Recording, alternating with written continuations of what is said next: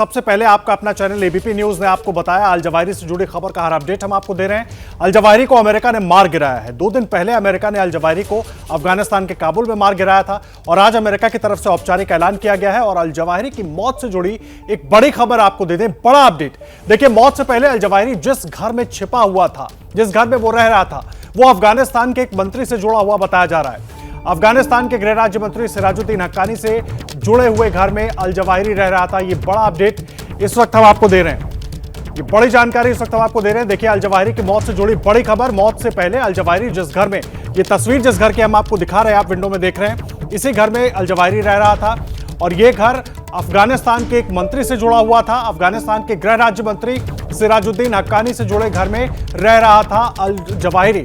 आशीष कुमार सिंह हमारे सहयोगी जुड़ गए। आशीष, हक्कानी नेटवर्क का जिक्र हम बार बार कर रहे हैं कि किस तरह से वो मदद कर सकते थे और अब वही बात सामने आ रही है। जी हाँ, बिल्कुल। मैं आपको आदर्श ये भी बता दूं कि ये जानकारी भी गवर्नमेंट ऑफ इंडिया को, इंडियन एजेंसीज को पहले से थी कि सिराजुद्दीन हक्कानी, जो कि तालिबान गवर्नमेंट में सीनियर मंत्री हैं, उनकी वन ऑफ दी प्रॉपर्टीज थी। सिराजुद्दीन हक्कानी उस वक्त वहां पर मौजूद नहीं थे जब ये कैरी आउट किया गया। और लेकिन ये बहुत बड़ी खबर है कि तालिबान की तरफ से कंडेम किया जा रहा है, लेकिन अमेरिकी सोर्सेज की तरफ से इस बात को स्थापित किया गया है, ये क्लेम किया गया है कि ये पूरी तरह से तालिबान के सीनियर ऑफिशियल्स के नॉलेज में था।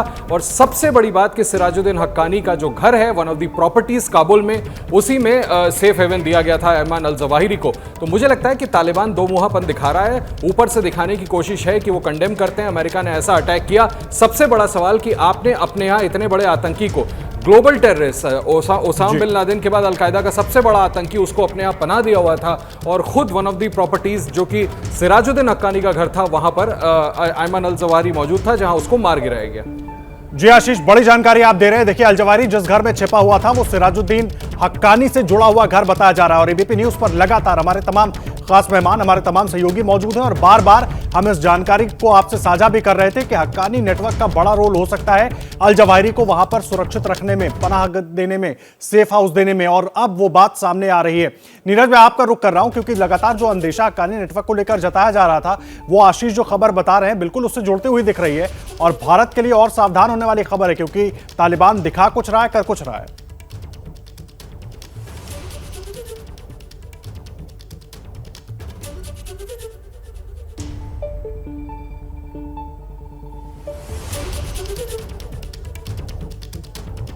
बिल्कुल आदर्श, बिल्कुल ठीक कहा आपने।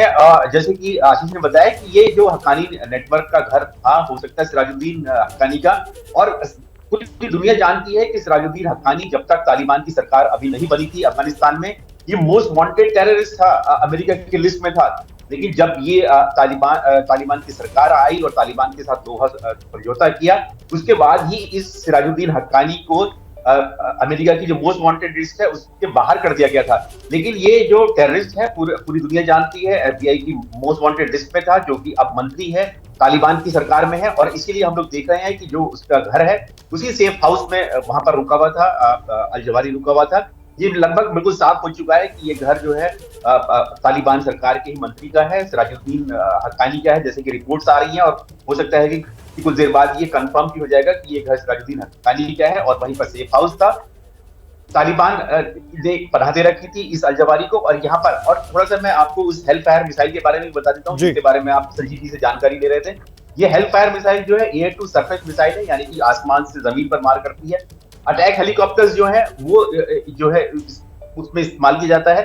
टैंक को मार गिराने के लिए आईसीडी व्हीकल जो होती है, अमेरिका बनाता है, इंडिया भी इसको ऑपरेट करता है। इंडिया के पास ये हेल फायर मिसाइल है। जैसा कि आपको याद हो कि हमने 22 अपाचे हेलीकॉप्टर्स अमेरिका से लिए थे, उसके साथ ये हेल फायर मिसाइल भी आई थी, उसके साथ लगी।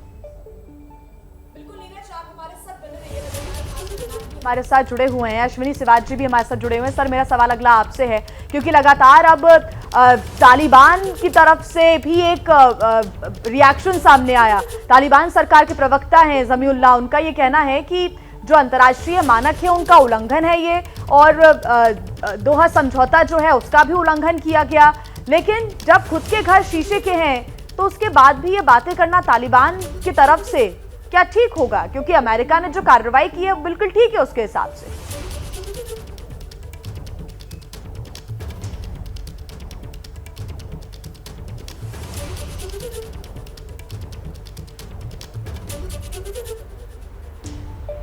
और देखो, अमेरिका ने जो कार्रवाई की है वो बिल्कुल ठीक की है। अगर आप दोहा के एग्रीमेंट देखें तो उसके तहत अफगानिस्तान में तालिबान गवर्नमेंट को यकीन करना है कि वो अल कायदा को श्रेय नहीं दे। और ये अगर आप देखें पिछले अगस्त 2021 के बाद जब तालिबान आया अफगानिस्तान में, तभी जो अल जवारी है लगता है शिफ्ट किया है, उनको एक सेफ बेस मिली है। इसमें कोई शक नहीं है कि जिस अमेरिका वहां से गया था तब उन्होंने अनाउंस किया था। इसका मतलब नहीं है कि अमेरिका जा रहा है, अमेरिका मॉनिटर करेगा और ओवर द होराइजन अगर रिक्वायरमेंट है तो वो अटैक करेगा अगर कोई टेररिस्ट है। तो ये जो बता रहा है कि अब तालिबान की आपने इंटरनेशनल रूल्स रेगुलेशन को वायलेट किया है, तो वो उसको झांकना चाहिए अपने अंदर कि जब आपने दोहा में एग्रीमेंट किया था कि अल कायदा को आप बेसिस नहीं बनने देंगे और आपने अल जवाहिरी जो नंबर 1 है अल कायदा का, उसको श्रेय दे रखी थी और वो काबुल के अंदर था। तो ऐसे में मुझे लगता नहीं कि कोई इस चीज को सीरियस लेगा। मगर ये डाउट सबसे बड़ी ये आगे कि क्या पाकिस्तान भी इसमें इन्वॉल्व है। पाकिस्तान की ISI को ये खबर पक्का होगी, क्योंकि हक्कानी ग्रुप जो है तालिबान का और ISI का एक गठजोड़ है। पहले शक था कि कहीं ऐसा तो नहीं अल जवारी जो है पाकिस्तान में छुपा हो, जिस प्रकार से ओस्मा बिन लादेन अबोटाबाद में था।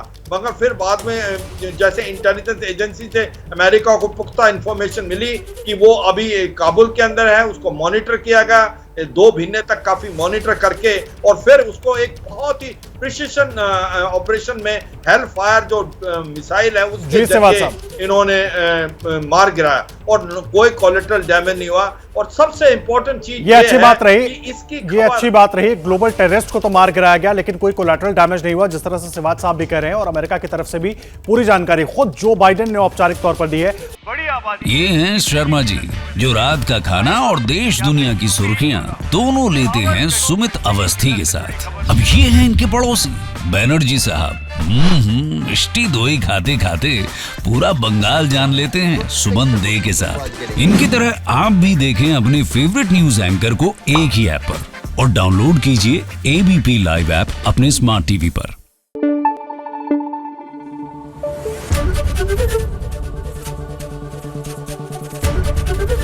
ABP न्यूज आपको रखे आगे।